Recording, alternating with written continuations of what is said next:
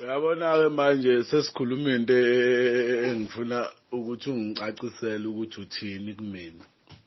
Okay, ngingasho ukuthi as you as such ukuthi le vision yethu EFF ithini ngempela uthini kumina. Uthi wena ududula wakhelwe ukuphazamisa iEFF. Ukuyiphazamisa ukuthi yenzeni. Khona lapho futhi uthi wena EFF umholi weEFF une vision yokuhlanganisa iAfrika. Khona lapho futhi uthi wena akufanele ududululwe nabantu.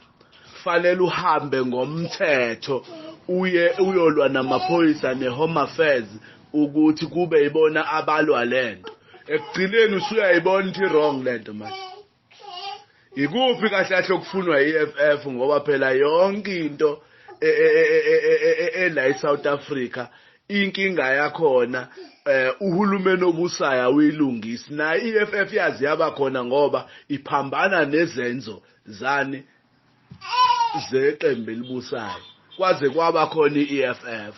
So namhlanje kuthi wafanele kube nithi umthetho ekufanele ulwe nalento ngoba lento yokuba khona kwabantu bangaphandle ayikho emthethweni. Uyayizwa lonto?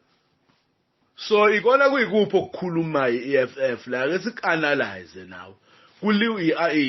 Ulwa namabhoda noma ulwa nodudula ukuthi labantu bangabi khona ulekelela phi yena mangabe kubona ukuthi ku wrong lokho okwenziwayo ukuthi kuvulwa amabhoda amasosha ekhona nani. Ikuphi yena lawo elekelela khona ngoba phela sikhuluma thina la kumanje sikhuluma ngabantu abaletha ama drugs ezweni.